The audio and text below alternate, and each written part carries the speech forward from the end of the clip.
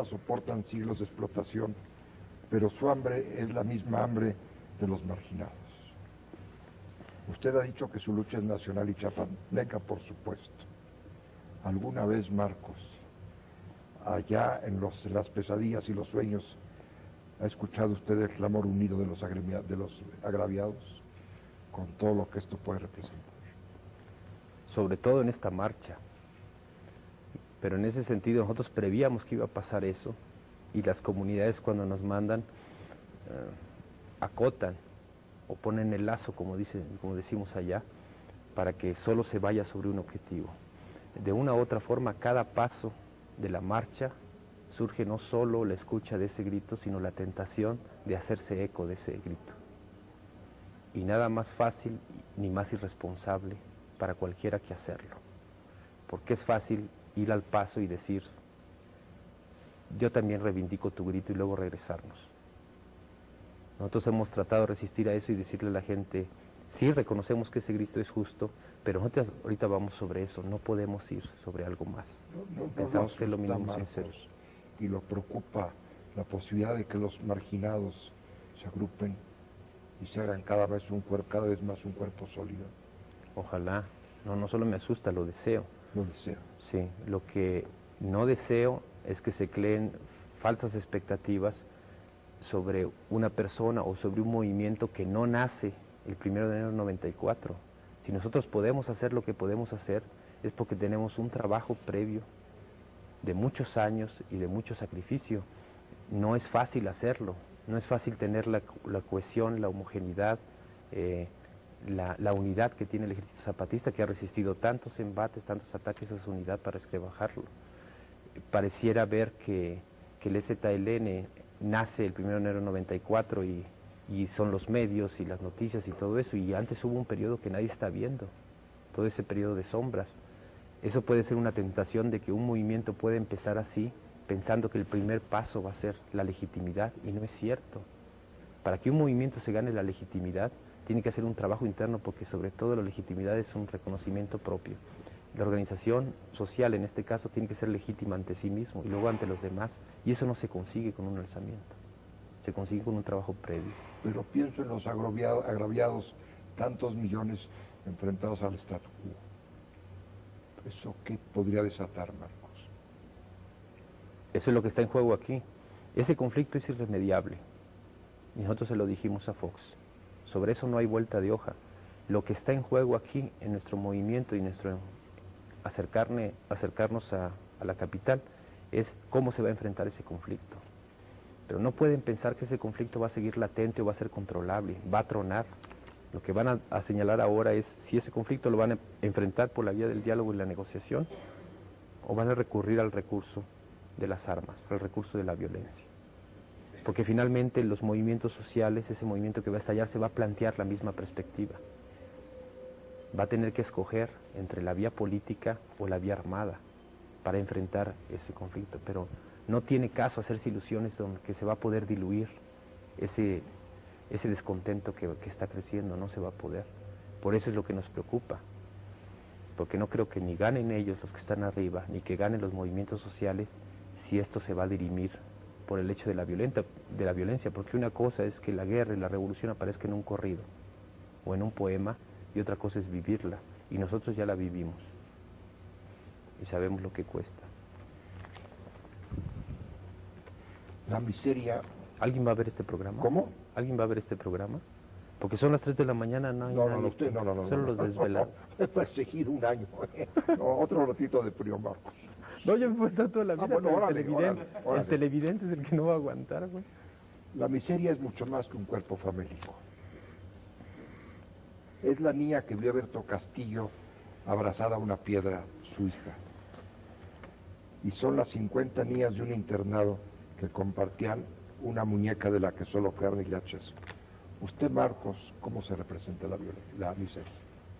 En Paticha, ¿Eh? En una niña también, una niña que se me murió en los brazos con menos de 5 años de edad, de calentura, en una comunidad que se llama Avellanal, en la Cañada de las Tazas, porque no había un mejoral para bajarle la fiebre.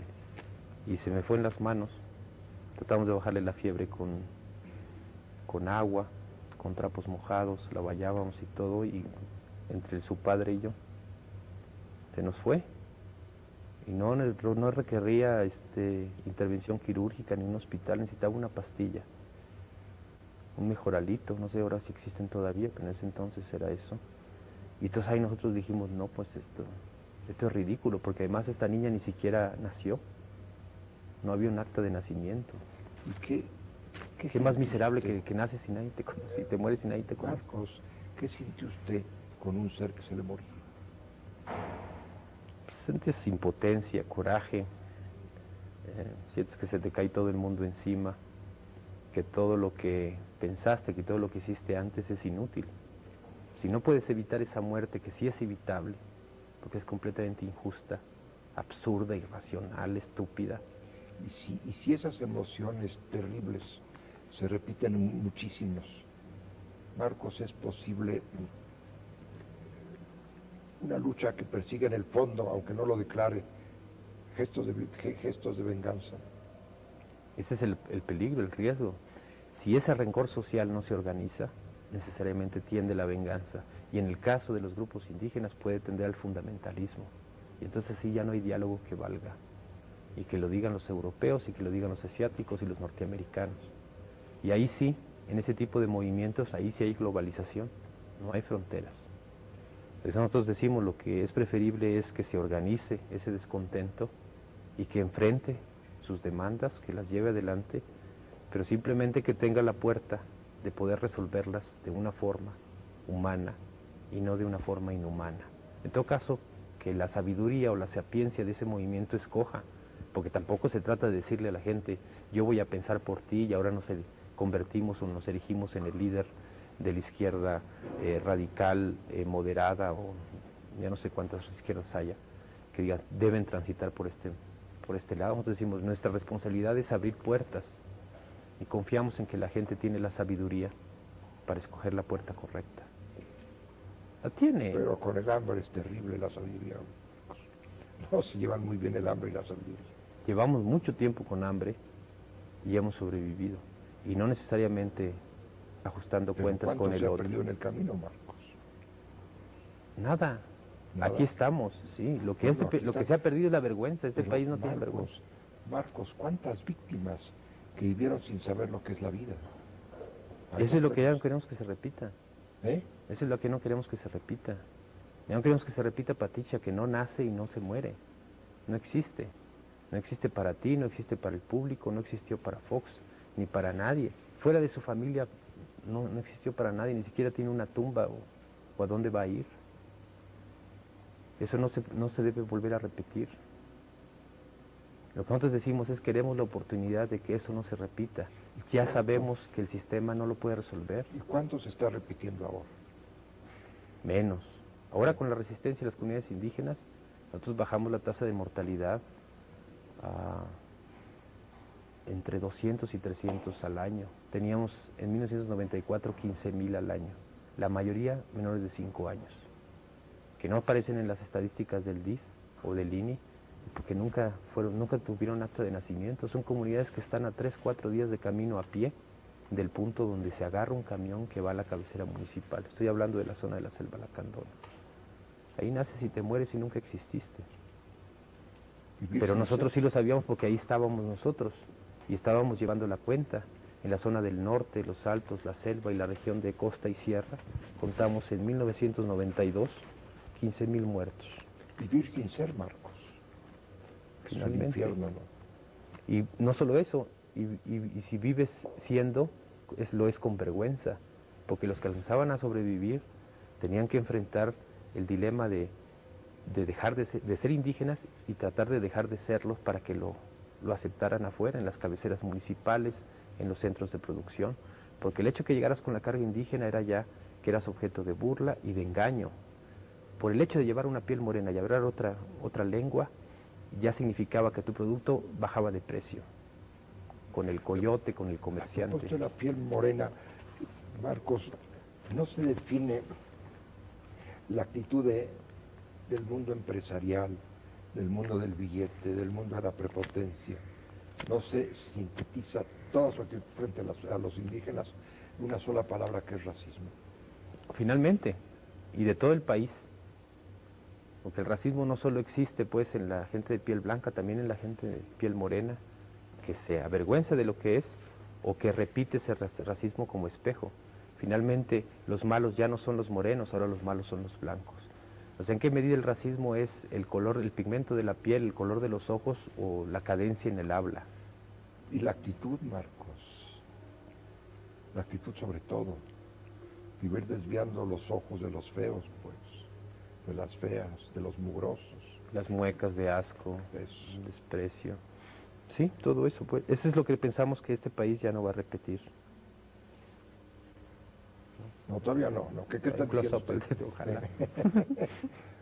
Marcos, ¿es usted un rebelde que exige cambios profundos o un revolucionario que lucha por transformaciones radicales? Otra manera de hacer patria.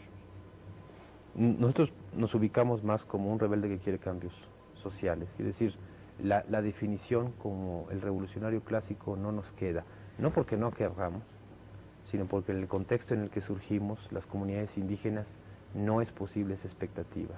Es decir, el sujeto colectivo lo es también en el proceso revolucionario, y es el que marca las pautas. Esto queremos, esto no queremos, hasta aquí llegamos, hasta aquí no ¿Usted se ve llegamos. muy lejos como revolucionario? ¿Me veo muy lejos? ¿O se ve cerquita? No entiendo a qué te refieres. ¿A Sí, que llegue Marcos. lejos? Digo, se ve cerca del sentido de que si fracasa usted como rebelde, usted optaría por la vía revolucionaria, entiendo. Porque a lo largo de lo que estamos platicando, usted me ha dicho, o creo yo haberlo entendido así, de que no habría de otra. Yo pienso que el peligro es que el revolucionario, no el peligro, pues el destino es diferente. El revolucionario tiende a convertirse en un político. Y el rebelde social no deja de ser un rebelde social. En el momento en que Marcos o el zapatismo se convierten en un proyecto revolucionario, quiere decir, en algo que devenga en un actor político, en un actor político dentro de la clase política, el zapatismo va a fracasar como propuesta alternativa. ¿Por qué un revolucionario se convierte en político, Marcos? Porque un revolucionario se plantea fundamentalmente transformar las cosas desde arriba, no desde abajo, a diferencia del rebelde social. El revolucionario se plantea, vamos a hacer un movimiento de rebeldía, tomo el poder y desde arriba transformo las cosas. Y el rebelde social no, el rebelde social va planteando demandas y desde abajo va transformando, sin tener que plantearse el problema. Cuando dice eso, piensa en la Revolución Mexicana. Sí, pienso en Zapata y en Carranza, fundamentalmente. Carranza que se plantea los cambios a la hora de tomar el poder, y Zapata que se plantea las demandas y al momento en que roza la silla, ni siquiera para tomarse la foto.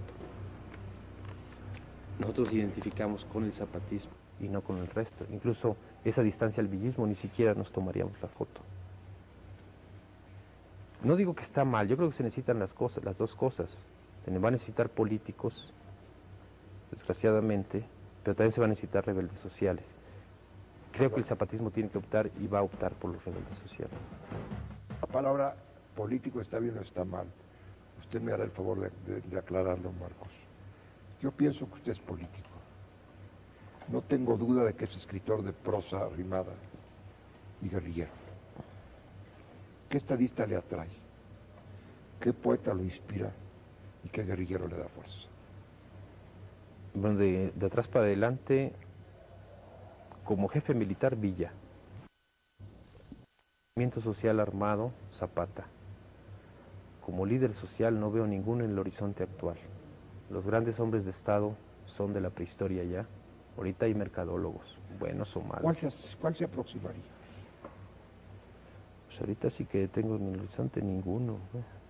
No, prácticamente no metería la mano al fuego por ninguno, como líder político. Qué horror, Marcos. Dime tuvo uno que realmente responda al concepto de hombre de Estado.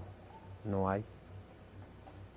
No hay, de otra forma están respondiendo a una perspectiva, porque el hombre de Estado tiene que tener la capacidad de ver hacia adelante. Y no conozco ahora ningún líder mundial político que vea más allá de sus narices, ¿Y los mexicanos? de todo el espectro.